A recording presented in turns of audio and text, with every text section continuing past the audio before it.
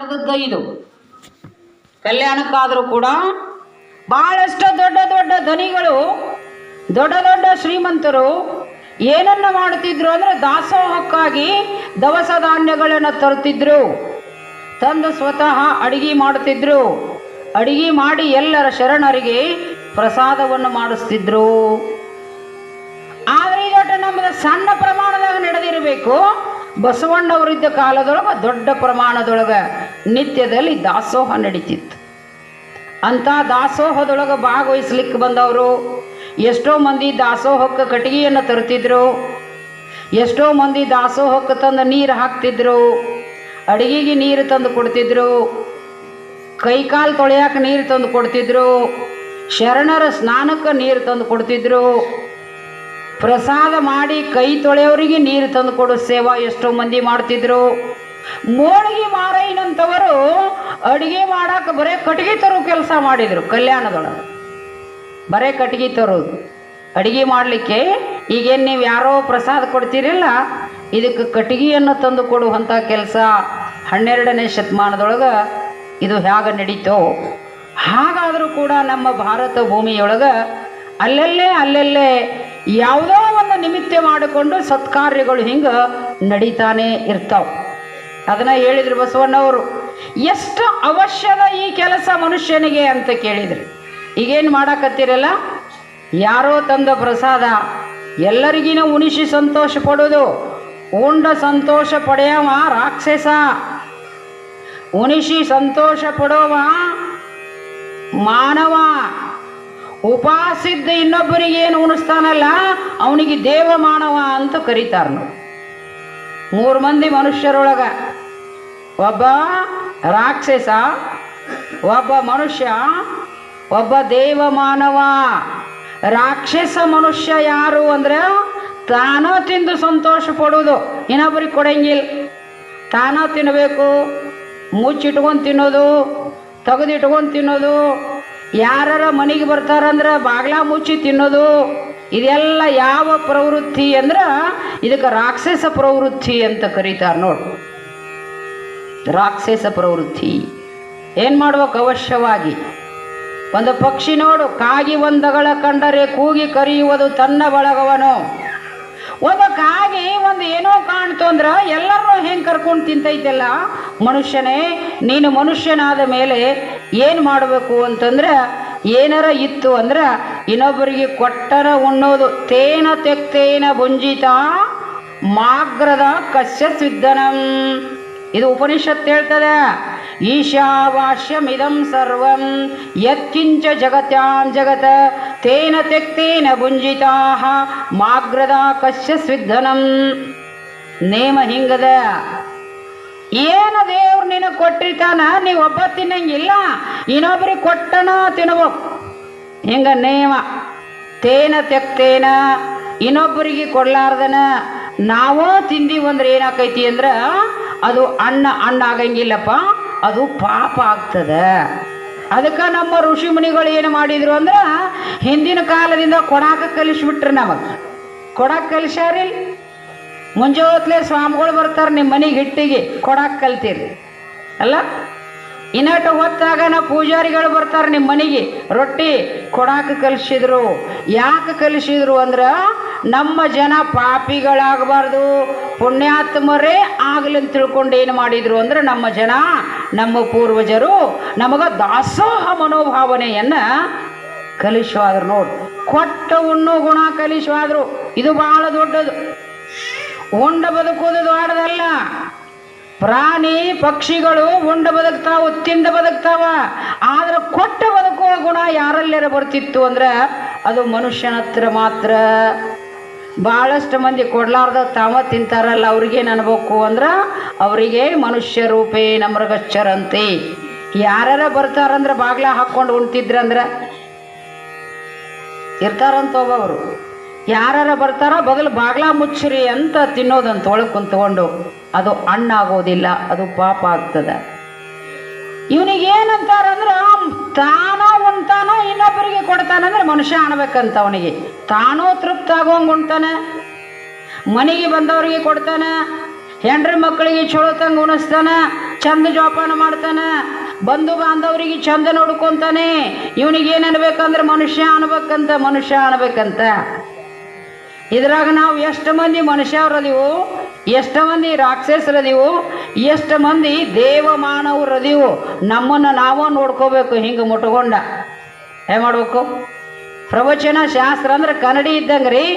ಕನ್ನಡಿ ಮುಂದೆ ನಿಂತು ಮಕ್ಕಕ್ಕೆ ಹೊಲ ಸತ್ತಿದ್ದೆ ಹೆಂಗೆ ಒರೆಸ್ಕೋಬೇಕಾಗ್ತದೆ. ಪ್ರವಚನದೊಳಗೆ ತಿಳ್ಕೋಬೇಕು. ನಾನಾ ಉಣ್ಣವದಿನೋ, ನಾ ಉಂಡ ಇನ್ನೊಬ್ಬರಿಗೆ ಉಣಿಸಿ ಸಂತೋಷ ಪಡಾಮದಿನೋ, ನಾ ಉಪವಾಸ ಇದ್ದು ಇನ್ನೊಬ್ಬರಿಗೆ ಉಣಸಾಮದಿನೋ ಅಂತ ನಮ್ಮನ್ನು ನಾವು ನೋಡ್ಕೋಬೇಕು. ಹೆಂಗೆ ನೋಡ್ಕೋಬೇಕು ನಾವು? ಇಲ್ಲಿ ತೇನ ತೆಕ್ತೇನ ಗುಂಜಿತ, ಈ ಗುಣವನ್ನು ಯಾಕೆ ಕಲಿಸಿದ್ರು ನಮ್ಮ ಪೂರ್ವಜರು ಅಂದ್ರೆ ನಾವೆಲ್ಲರೂ ಪುಣ್ಯಾತ್ಮರಾಗಲಿ. ನಾವೆಲ್ಲ ಏನಾಗಬೇಕು? ಬರುವಾಗ ಏನೋ ಪುಣ್ಯ ತಗೊಂಡು ಬಂದೆವು. ಈ ಲೋಕಕ್ಕೆ ಬರುವಾಗ ನಾವೆಲ್ಲ ಪುಣ್ಯ ತಗೊಂಡು ಬಂದೀವಂತನ ಏನಾಗ್ಯದ ನಮಗೆ? ನಾವು ಬರೋಕ್ಕಿಂತ ಮೊದಲು ಮನೆ ತಯಾರ, ನಾವು ಬರೋಕ್ಕಿಂತ ಮೊದಲು ನಮ್ಮ ಹೆಸರಲ್ಲೇ ಹೊಲ ಐತಿ, ನಾವು ಬರೋಕ್ಕಿಂತ ಮೊದಲು ನಮಗೆ ಕಾಳಗಳು ಸಿಕ್ಕಾವು. ಹೌದಿಲ್ಲ? ಸುಪಾತ್ರ ದಾನೇನ ಭವೇಧನಾಢ್ಯ, ನೀ ಹಿಂದಿನ ಜನ್ಮದೊಳಗೆ ಭಾಳ ಪುಣ್ಯ ಮಾಡಿ ಅಂತ ಇವತ್ತು ಶ್ರೀಮಂತರ ಮನೆಯೊಳಗೆ ಹುಟ್ಟಿಯಪ್ಪ. ಪುಣ್ಯದ ಅನುಕೂಲವಿಲ್ಲದೆ ಏನನ್ನಾದರೂ ಸಾಧಿಸಲಾಗೋದು. ನಿನಗೇನಾರ ಚಲೋ ವಿದ್ಯಾ ಬಂದೈತೆ ಅಂದ್ರೆ ಪುಣ್ಯ ಐತೆ ಅಂತ ತಿಳ್ಕೊಬೇಕು. ನೋಡು, ಮನುಷ್ಯನ ಜೀವನ ಎದರ ಮ್ಯಾಗ ನಡೆಯಾಕತ್ತೈತಿ ಅಂದ್ರೆ ನಾವು ತಿಳ್ಕೋಬೇಕು. ಎದರ ಮ್ಯಾಗ ನಮ್ಮ ಜೀವನ ಹೊಂಟದ, ಎದರ ಮ್ಯಾಗ ನಾವು ಪ್ರವಾಸ ಮಾಡಾಕತ್ತೇವು, ನಮ್ಮ ಜೀವನ ವ್ಯವಹಾರ ಎದರ ಮ್ಯಾಗ ನಡೆದೈತಿ ಅಂತಂದ್ರೆ ನಾವು ತಿಳ್ಕೋಬೇಕು. ನಮ್ಮ ಪುಣ್ಯದ ಮ್ಯಾಗ ನಮ್ಮ ಜೀವನ ವ್ಯವಹಾರ ನಡೆದದ. ಎಣ್ಣೆ ಇರುವ ತನಕ ದೀವಿಗೆಯು ಉರಿಯುವವೋಲ್ ಪೂರ್ವ ಪುಣ್ಯ ಇಹ ಪರ್ಯಂತ ಸಿರಿ ಇರ್ಪುದು. ನೋಡ್ರಿ, ಲಕ್ಷ ಕೊಡ್ರಿ, ಗೊತ್ತಾಗ್ತದೆ. ನಿಮ್ಮ ಮನೆಯೊಳಗ ಒಂದು ದೀಪ ಹತ್ತಬೇಕಾಗಿತ್ತು ಅಂದ್ರೆ ಆ ದೀಪದೊಳಗೆ ಎಣ್ಣೆ ಇರಬೇಕಲ್ಲ. ಎಣ್ಣೆ ಇಲ್ಲದ ದೀಪ ಹತ್ತೈತೇನು? ಎಣ್ಣೆ ಇರ್ಲಿಕ್ಕೆ ದೀಪ ಹತ್ತಂಗಿಲ್ಲ. ಎಣ್ಣೆ ಇರೋ ತನ ದೀಪ ಹತ್ತದ. ಎಣ್ಣೆ ಮುಗಿದ ಮೇಲೆ ದೀಪ ಆರ್ತೈತಿ. ಎಣ್ಣೆ ಆದ ಮೇಲೆ ದೀಪ ಆರ್ತದೆ. ಪುಣ್ಯ ಇಹ ಪರ್ಯಂತ ಸಿರಿ ಇರ್ಪುದು. ನಿನ್ನಂತ್ಯಕ ಹಿಂದಿನ ಜನ್ಮದ ಪುಣ್ಯ ಎಲ್ಲಿ ತನ ಐತಲ್ಲಪ್ಪ, ಅಲ್ಲಿ ತನಕ ನೀ ಸಾಹುಕಾರ ಆಗಿರ್ತಿ, ನೀ ಆರೋಗ್ಯವಂತನಾಗಿರ್ತಿ, ನೀನು ವಿದ್ಯಾವಂತನಾಗಿರ್ತಿ. ಏನು ಇಲ್ರಿ, ಹುಡುಗ ಭಾಳ ಹುಷಾರದನ ಅಂದ್ರೆ ತಿಳಿಬೇಕು. ಅವಾಗ ಹೇಳೋರಿಲ್ಲ, ಕೇಳೋರಿಲ್ಲ. ಹುಡುಗ ಭಾಳ ಹುಷಾರದನ ಅಂದ್ರೆ ತಿಳಿಬೇಕು ಅವನಿಗೆ ಪುಣ್ಯ ಅದ. ಪುಣ್ಯ ಇಹ ಪರ್ಯಂತ ಸಿರಿ ಇರ್ಪುದು. ನೀ ಪುಣ್ಯದ ಕೆಲಸ ಮಾಡು, ನಿನಗೆ ಶ್ರೀಮಂತಿಕೆ ತಾನ ಬರ್ತದ. ಪುಣ್ಯದ ಕೆಲಸ ಮಾಡು, ಆರೋಗ್ಯವಂತನಾಗುತ್ತಿದೆ. ನಿಮಗೆ ಹೇಳ್ಬೇಕಂದ್ರೆ ನಮ್ಮ ಗುರುಗಳು ಶ್ರದ್ಧಾನಂದ ಅಪ್ಪಗಳು ಚಿಕ್ಕ ಗಲಗಲಿಯೊಳಗೊಂದು ನಮ್ಮ ಮಠ ಅದ. ಪುಣ್ಯ ಎಷ್ಟು ಸಂರಕ್ಷಣೆ ಮಾಡ್ತದೆ ನೋಡ್ರಿ, ನೆನಪಿಟ್ಕೋರಿ ನೀವೆಲ್ಲ. ಪುಣ್ಯ ಭಾಳ ದೊಡ್ಡದು. ಅನ್ನದಾನ ಮಾಡಿದವನು ವಿದ್ಯಾವಂತ ಆಗ್ತಾನೆ. ಭೂಮಿ ದಾನ ಮಾಡಿದವನು ರಾಜನಾಗಿ ಹುಟ್ಟುತ್ತಾನೆ. ಅರಿವಿ ದಾನ ಮಾಡಿದವನು ನಿರೋಗಿಯಾಗಿ ಹುಟ್ಟುತ್ತಾ ಇದ್ದಾನೆ. ಮನುಷ್ಯ ಆರೋಗ್ಯವಂತ ಆಗಬೇಕಾಗಿತ್ತಂದ್ರೆ ಅನ್ನದಾನ ಮಾಡಬೇಕು. ಅನ್ನದಾನದಕ್ಕಿಂತ ಇನ್ನೂ ದಾನಗಳಿಲ್ಲ.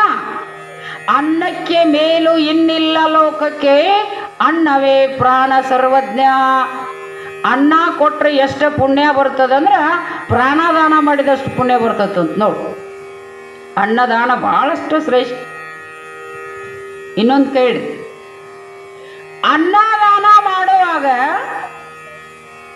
ನೀ ಯಾರು ಅಂತ ಕೇಳಾರ್ದ ದಾನ ಮಾಡ್ಬೇಕು.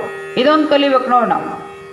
ನಿಮ್ಮ ಮನೆಗೆ ಯಾರು ಬೇಡ್ಕೊಳಕ್ ಬಂದಾರಂದ್ರೆ ನೀ ಯಾರು, ನೀ ಎಲ್ಲಿಯವ, ನೀ ಬೇಡಕ್ಕೆ ಯಾಕೆ ಬಂದಿ, ನಿನಗೆ ದುಡಿಯಕ್ಕೆ ಆಗಂಗಿಲ್ಲೇನೋ, ನೀ ದುಡಿದು ತಿನ್ಬೇಕಿಲ್ಲೋ ಅನ್ನಬಾರ್ದು. ಹಸದಾನ ಅಂದ್ರೆ ಅನ್ನ ಕೊಡ್ಬೇಕು. ಯಾರ ಇರಲಿ, ನಿಮ್ಗೆ ವೈರಿ ಇರಲಿ, ನಿನಗೆ ಬೈದಾವ್ ಇರಲಿ, ಅವ ಏನು ಕೆಟ್ಟ ಮಾಡಿದವ್ರು ಇರಲಿ, ಅವರಿಗೆ ಪ್ರಸಂಗ ಬಂದೈತಿ ನಿನ್ನ ಮನೆಗೆ ಬಂದು ಬೇಡಾಕತ್ಯಾರಂದ್ರೆ ಯಾರು ಗುಣದೋಷಗಳನ್ನು ಎನಿಸಲಾರ್ದ ಅನ್ನದಾನ ಮಾಡಬೇಕು. ಹಿಂಗೆ ನೇಮದ. ಹಸದವ ಅಧಿಕಾರಿ ಊಟ ಮಾಡಕ್ಕ, ಅವ ಯಾರೋ ಇರಲಿ ಕೊಡು. ಹಸದ ಹೊಟ್ಟೆಗೆ ಅನ್ನ ಕೊಟ್ಟಿ ಅಂದ್ರೆ ಆ ಹೊಟ್ಟೆ ತೃಪ್ತ ಆತಂದ್ರೆ ಪುಣ್ಯ ನಿನ್ನ ಮನೆಗೆ ಬರ್ತದೆ ನೋಡು. ಇಷ್ಟು ಸೂಕ್ಷ್ಮದ ಶಾಸ್ತ್ರ ಅಂದ್ರೆ ಹೆಂಗ ಹಸದಂತ ಕುಕ್ಷು ಜಠರಾಗ್ನಿ ಅಂತಾರೆ ಅದಕ್ಕೆ. ಹಸದ ಹೊಟ್ಟೆಗೆ ಅನ್ನ ಕೊಟ್ರ ಪುಣ್ಯ ಹೆಂಗ ನಿನ್ನ ಮನೆಗೆ ಬರ್ತದೆ. ಆರು ಅಂತ ದೀಪಕ್ಕೆ ಎಣ್ಣೆ ಹಾಕಿದ್ರ ಬೆಳಕ ನಿನಗ ಕೊಡ್ತೈತಿಲ್ಲ. ಅದು ದೀಪ ಹಚ್ಚಿದವ್ರಿಗೆ ಬೆಳಕು ಕೊಡ್ತೈತಿಲ್ಲ. ನೀ ದೀಪ ಹಚ್ಚಿದೆ ಅಂದ್ರೆ ಬೆಳಕು ನಿನಗ ಕೊಡ್ತದ. ನೀನ ಅಲ್ಲಿರ್ತಿ, ಎಣ್ಣೆ ಹಾಕಿದ ತಕ್ಷಣ ಬೆಳಕು ನಿನಗೆ ಹೆಂಗೆ ಕೊಡುತ್ತದೆಯೋ ಹಾಗೆ ಅನ್ನದಾನದಕ್ಕಿಂತ ಮುನ್ನದಾನಗಳಿಲ್ಲ. ಅನ್ನ ಕೊಡುವಾಗ ಗುಣದೋಷಗಳನ್ನು ಎನಿಸಲಾರ್ದ ಕೊಡಬೇಕು.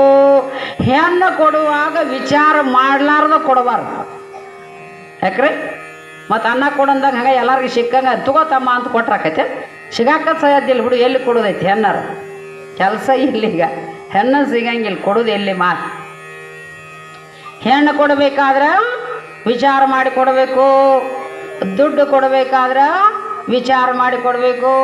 ನಾ ಕೊಡುವಂಥ ರೊಕ್ಕ ಸತ್ಕಾರ್ಯಕ್ಕೆ ಹೋಗ್ತೈತೋ ಏನಿಲ್ಲೋ, ಏನು ಯಾರ ಕಿಶೆದಾಗ ಹಾಕ್ಕೊಂಡು ಹೊಕ್ಕಾರ ಏನ, ಇದು ಧರ್ಮಕ್ಕೆ ಹೋಗಿ ಮುಟ್ಟತೈತೋ ಇಲ್ಲೋ, ಇದು ಸದ್ವಿನಿಯೋಗ ಆಗತೈತೋ ಇಲ್ಲೋ ಅಂತ ತಿಳ್ಕೊಂಡು ರೊಕ್ಕ ಕೊಡುವಾಗ ವಿಚಾರ ಮಾಡಿ ಕೊಡಬೇಕು.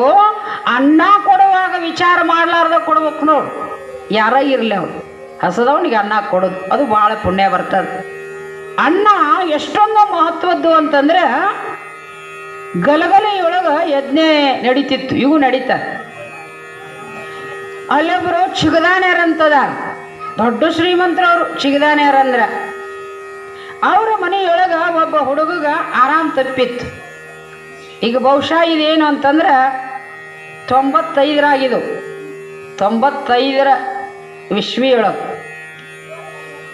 1995 ಆ ಟೈಮ್ದೊಳಗೆ ಅಪ್ಪವರು ಅಲ್ಲಿದ್ರು, ರಾಮೇಶ್ವರ ಗುಡಿಯಾಗಿರ್ತಿದ್ರು ಶ್ರದ್ಧಾನಂದ ಅಪ್ಪ ಅವರು. ಅಲ್ಲಿ ಒಬ್ಬ ಹೆಣ್ಮಗಳು ಬಂದ್ಲು, ಯಪ್ಪ ನನ್ನ ಮಗಗೆ ಆರಾಮಿಲ್ರಿ ಅಂತ ಹೇಳಿದ್ಲು. ಅಮ್ಮ ದಿನ ಶಾಸ್ತ್ರಕ್ಕೆ ಬರ್ತಿದ್ರು. ಆಗ ಪ್ರವಚನ ಮುಗಿಸ್ಕೊಂಡು ಹೋಗುವಾಗ ಅಪ್ಪ ಅವ್ರಿಗೆ ಅಮ್ಮ ಹೇಳ್ತಾಳ, ಯಪ್ಪ ಹುಡುಗಗೆ ಆರಾಮಿಲ್ರಿ, ಏನಾಗೈತ್ವೆ? ಪುಣಾಕಿಟ್ಟಿದ್ದೀವ್ರಿ, 2 ವರ್ಷ ಆಯ್ತು, ಉಳಿಯಂಗಿಲ್ಲ ಅಂತ ಕಳಿಸ್ಯಾರ. ಆದದ ಘಟನೆ ಇದು. ನಿಮಗಿನ ಹುಡುಗ ನೋಡಕ್ಕೆ ಸಿಗ್ತಾನ. ಅಣ್ಣ ಎಷ್ಟು ಮಹತ್ವದ್ದು, ಪುಣ್ಯದ ಕೆಲಸ ಎಷ್ಟು ಮಹತ್ವದ್ದು. ನಮ್ಮನ್ನು ಪುಣ್ಯ ಸಂರಕ್ಷಣೆ ಮಾಡ್ತದೆ. ಯಾರು ಸಂರಕ್ಷಣೆ ಮಾಡಂಗಿಲ್ಲ. ಮಕ್ಕಳ ಸಂರಕ್ಷಣೆ ಮಾಡಂಗಿಲ್ಲ, ರೊಕ್ಕ ಸಂರಕ್ಷಣೆ ಮಾಡಂಗಿಲ್ಲ, ಅಧಿಕಾರ ಸಂರಕ್ಷಣೆ ಮಾಡಂಗಿಲ್ಲ. ನಮ್ಮನ್ನು ಏನಾರ ಸಂರಕ್ಷಣೆ ಮಾಡ್ತಿದ್ರೆ ನಾವು ಮಾಡಿದ ಪುಣ್ಯ ನಮ್ಮನ್ನು ಸಂರಕ್ಷಣೆ ಮಾಡ್ತದೆ. ಅದಕ್ಕೆ ನಿಜಗುಣ ಶಿವಯೋಗಿ ಹೇಳಿದರು, ದುರಿತ ಕರ್ಮವನ್ನಲ್ಲದಿರು ಪುಣ್ಯವನ್ನೇ ಮಾಡು.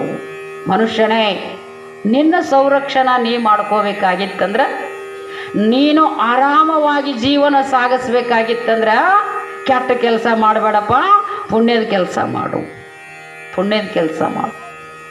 ಅಪ್ಪ ಅವ್ರಿಗೆ ಆ ಹೆಣ್ಮಗಳು ಹೇಳಿದ್ 2 ವರ್ಷ ಇತ್ತಪ್ಪ ಪುಣಾದಾಗ ಹುಡುಗ, ಉಳಿಯಂಗಿಲ್ಲ ಅಂತ ಕಳಿಸ್ಕೊಟ್ಟಾರ. ಅಂದಾಗ ಅಪ್ಪ ಅವ್ರು ಅಂದರು, ಆತವೇ ನಾ ಸಾಯಂಕಾಲ ಸ್ನಾನ ಪೂಜೆ ಮಾಡ್ಕೊಂಡು ಬರ್ತೀನಿ, ನೋಡಕ್ಕೆ ಬರ್ತೀನಿ, ನೀವು ಮುಂದೆ ನಡೀರಿ ಅಂದ್ರೆ ಅಪ್ಪಗಳು, ಶ್ರದ್ಧಾನಂದ ಅಪ್ಪಗಳು. ನಾವು ಇದ್ದೆವು. ಅಪ್ಪ ಅವರು ಸಾಯಂಕಾಲ ಸ್ನಾನ ಪೂಜೆ ಮಾಡಿಕೊಂಡು ಹೋಗೋಣ ಅಂತ ತಿಳ್ಕೊಂಡು ನಾವು ಎಲ್ಲ ಒಂದು 10-12 ಮಂದಿ ಅಮ್ಮಗಳು ಸಾಧುಗಳು ಎಲ್ಲರೂ ಕೂಡಿ ಅಪ್ಪವ್ರ ಮುಂದೆ ನಾವು ಹೋದೆವು.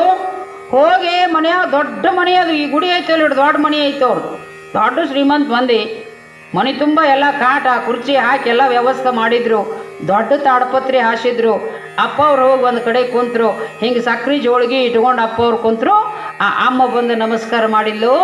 ಆ ಅಮ್ಮನಿಗೆ ಒಂದು ಮಾತು ಹೇಳಿದ್ರು ಅವರು, ಬೇ ನಾಳೆಗೆ ಒಂದು ಕೆಲಸ ಮಾಡ್ಬೇ, ನಾಳೆಗೆ ಮತ್ತೆ ನಾ ಬರ್ತೀನಿ, ಆ ಹುಡುಗನ ತೂಕು ಚಲೋ ಎಣ್ಣೆ ತೊಗೊಂಡು ಬಾ, ಕುಸುಬಿ ಎಣ್ಣೆ. ಅಪ್ಪವ್ರು ಹೇಳಿದ ಮಾತು, ದಾನ ಕರೀತು ಅಚ್ಚಾ ಕರ್ನ, ಕಾಮ್ ಕರೀತು ಅಚ್ಚಾ ಕರ್ನ.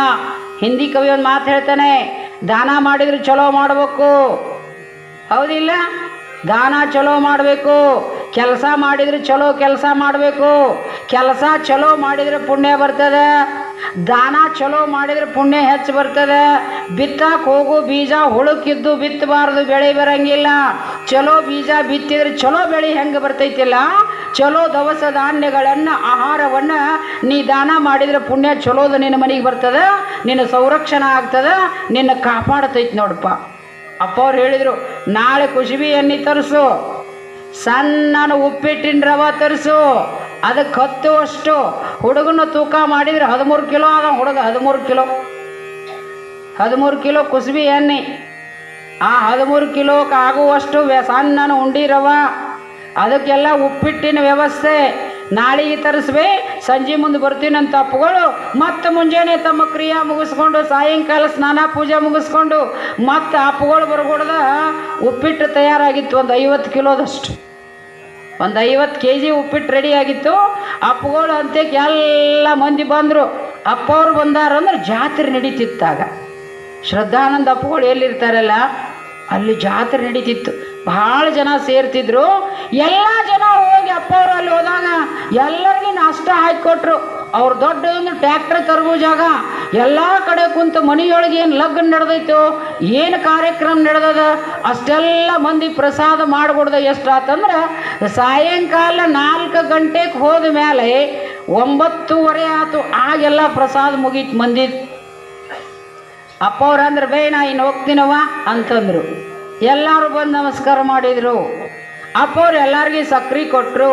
ಸಕ್ರೆ ಕೊಟ್ಟು ಅಪ್ಪವ್ರು ರಾಮೇಶ್ವರ ಗುಡಿಗೆ ಹೋಗಿ ಕೊಡ್ದೇನೆ ಟೈಮ್ ಎಷ್ಟಾಯ್ತು ಅಂದ್ರೆ ಹಂಗೂ ಹಿಂಗೂ 10:30 11 ಗಂಟೆಗೆ ಆ ಹುಡುಗನ ಎಲ್ಲಿ ಹಾಕಿದ್ರಲ್ಲಿ ಕಾಟದ ಮ್ಯಾಗ, ಆ ಕಾಟದ ಮ್ಯಾಗ ಹಾಕಿದ ಹುಡುಗ ಕಣ್ಣು ತೆಗೆದಿತ್ತಂತ ನೋಡು, ಕಣ್ಣು ತೆಗಿತಂತದು. ಕಣ್ಣು ತೆಗೆದ ಅವ್ರವನ ಸೀರೆ ಚುಂಗ್ ಹಿಡಿದು ಹಿಂಗೆ ಜಗ್ಗಿದಂತ, ನನಗೆ ನೀರ ಕುಡಿಸಿಲ್ಲಲ್ಲ ನೀ ಅಂತಂತದು. 6 ತಿಂಗಳು ಮಾತಾಡ್ಲಾರ್ದು ಹುಡುಗ, 6 ತಿಂಗಳು. ಇದು ಈಗ ಆದದ್ದು. ಮತ್ತು ಎಲ್ಲರ ಪುಸ್ತಕದಂದು ಹೇಳಕತ್ತಿಲ್ಲ ನಿಮಗೆ. ಪುಣ್ಯ ಇಷ್ಟು ಕೆಲಸ ಮಾಡ್ತೈತಿಲ್ಲ ನಿಮಗೆ, ಮಾಡುವ ಪುಣ್ಯವನ್ನು ಅರಿತು ಮಾಡಬೇಕು, ಸ್ವಚ್ಛ ಮನುಷ್ಯನಿಂದ ಮಾಡಬೇಕು. ಇದು ಪರಮಾತ್ಮನಿಗೆ ಮುಟ್ಲಿ ಅಂತ ಮಾಡಿದ್ರೆ ಆ ಪುಣ್ಯ ಎಂದು ಹೊಳ್ಳಿ ಹೋಗಂಗಿಲ್ಲ, ನಿಮಗೆ ಹುಣಸೆ ಹೋಗ್ತೈತಿ ಹೊಳ್ಳಿ. ಅದರೊಳಗಿಷ್ಟ ತಾಕತ್, ಪುಣ್ಯದೊಳಗಿಷ್ಟ ತಾಕತ್ತ. ಪುಣ್ಯದಿಂದನೇ ಜಗತ್ತು ನಡೀತದೆ. ಪುಣ್ಯದಿಂದ ಪ್ರಾಣ ಶ್ವಾಸ ಮಾಡ್ತದೆ. ಪುಣ್ಯದಿಂದ ಈ ಶರೀರವನ್ನು ಕಾಲು ಹೊತ್ಕೊಂಡು ಅಡ್ಡಾಡ್ತಾವು. ಪುಣ್ಯ ಐತೆ ಅಂತನ ಹಾಕಿದ ಹೊಟ್ಟೆನ ಅನ್ನ ಕರಗುತ್ತದೆ. ಪುಣ್ಯ ಇರ್ಲಿಕ್ಕೆ ಏನೂ ಕೆಲಸ ಆಗೋದಿಲ್ಲ, ಎಲ್ಲ ಬಂದು ಬೀಳ್ತೈತಿ ನೋಡಿ. ಏನಾತಂದ್ರೆ ಆ ಹುಡುಗಂತಂತ ಬೇ ನನಗೆ ನೀರ ಕುಡಿಸಿಲ್ಲಲ್ಲ ಅಂದಾಗ ಆ ಅಮ್ಮನ ಹೆಸರು ಬೇಬಿ ಅಂತೇಳಿ ಆ ಹುಡುಗನ ಅವನ ಹೆಸರು ಆಕಿಗೆ ಬೇಬಿ ಅಂತಿದ್ರು. ರೆಡ್ಯಾರ ಅವ್ರು ಓಡಿ ಬಂದ್ಲಕ್ಕೆ ಆಳು ಕರ್ಕೊಂಡು ಓಡಿ ಬಂದ, ಯಪ್ಪ ನೀರು ಕೇಳಾಕತ್ತೇನ, ಬೇ ಹಂಗಾರೆ ನೀರು ಕುಡಿಸ್ಬೇಡ ಅವಾಗ. ಅಪ್ಪವರು ಎಳ್ನೀರಿತ್ತು ತಮ್ಮಂತೆ ಒಂದು ತೆಂಗಿನಕಾಯಿ ಒಂದೊಂದು ಹನಿ ಹಾಕೋತ ಕುಂದ್ರೆ ಬೆಳ್ತಾನ, ಒಂದೊಂದು ಹನಿ ಹಾಕು, ಒಂದೊಂದು ಹನಿ ಹೊತ್ತು ಹೊಂಡುತನ ಒಂದು ತೆಂಗಿನಕಾಯಿ ನೀರು ಕುಡ್ದಿದ್ದ ಹುಡುಗ ಎದ್ದು ಕುಂತ. 16 ಭಾಷೆ ಮಾತಾಡ್ತಾನೆ. ಈಗ ಅವಾಗ 4 ಮಕ್ಕಳಾಗ್ಯಾವ, 16 ಭಾಷೆ ಮಾತಾಡ್ತಾನೆ. ಏನಂತ ತಿಳ್ಕೊಂಡಿರಿ? ಅನ್ನದಾನ ಅಂದ್ರೆ ಸಾಮಾನ್ಯ ಅಲ್ಲ. ನಮ್ಮ ದೇಹದ ವ್ಯವಹಾರ ನಡಿಬೇಕಾಗಿತ್ತಂದ್ರೆ ಪುಣ್ಯದಿಂದನೂ ನಡೀತದ. ನಾವು ಪುಣ್ಯ ಮಾಡಿದರೆ ಪುಣ್ಯ ಎಲ್ಲಿ ಹೊಳ್ಳಿ ಹೋಗಂಗಿಲ್ಲ ನೋಡಿ. ಅದಕ್ಕೆ ಹೇಳಿದ್ರವರು ಪುಣ್ಯ ಹೆಂಗೆ ಸಂರಕ್ಷಣೆ ಮಾಡ್ತದೆ? ನಡುಗಡಲದೋಳ್ ಉರಿಯ ಮಧ್ಯದೋಳ್ ದೊರೆ ಮುಣಿದ ವೇಳೆಯೋಳ್ ಕೂಡಿ ಪೊರೆಯುವುದು ಪೂರ್ವ ಸುಕೃತಮಿರಲು. ಪೂರ್ವ ಸುಕೃತ ಅಂದ್ರೆ ಪುಣ್ಯ ಇತ್ತಂದ್ರೆ ಹಿಂಗೆ ಸಂರಕ್ಷಣೆ ಮಾಡ್ತದೆ. ನಡುಗಡಲದೋಳ್ ಅಕಸ್ಮಾತ್ ಸಮುದ್ರದೊಳಗೆ, ಗಡಲ್ ಅಂದ್ರೆ ಸಮುದ್ರ, ಸಮುದ್ರದೊಳಗೆ ಅಕಸ್ಮಾತ್ ಸಿಕ್ಕಾಕೊಂಡಿದ್ದ ಅಂದ್ರೆ ಮನುಷ್ಯ ಅವನ ಪುಣ್ಯ ಇತ್ತಂದ್ರೆ, ಒಬ್ಬ ಅಕಸ್ಮಾತ್ ಸಮುದ್ರದೊಳಗೆ ನಡು ಸಮುದ್ರದೊಳಗೆ ಸೆಳೆತಕ್ಕಾಗಿ ಒಳಗೆ ಹೋಗಿಬಿಟ್ಟಿದ್ದ. ಆ ನಡು ಸಮುದ್ರದೊಳಗೆ ಅವನ ಸಂರಕ್ಷಣೆ ಮಾಡೋರು ಯಾರು? ಅಲ್ಲೇನು ಸಮುದ್ರ ಯಾರು ಹೋಗಾಕೈತೇನೋ?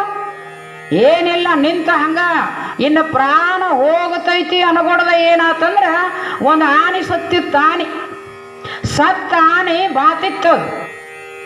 ಬಾತಂತ ಆನೆ ಬಂದ ಇವನಿಗೆ ತಾಕ್ತದು. ಇವ ಅದ್ರ ಮ್ಯಾಗ ಹತ್ತಿದ. ಎದ್ರ ಮ್ಯಾಗ? ಸತ್ತ ಆನೆ ಮ್ಯಾಗ ಹತ್ತಿದ. ಆನೆ ಮೈ ಎಲ್ಲ ಮೀನು ತಿಂದಿದ್ದು. ಅಲ್ಲೇಟ ಇಲ್ಲೇಟ ಹಿಡಿಯಾಕ ಆನೆ ಎಲುಬು ಕೈ ಸಿಕ್ಕು. ಅವ ಏನಾದ ಅಂದ್ರೆ ಗಟ್ಟಿ ಹಂಗ ಹಿಡ್ಕೊಂಡು ಕಣ್ಣು ಮುಚ್ಚಿಕುಂತ. ನಡುಗಡಲದೋ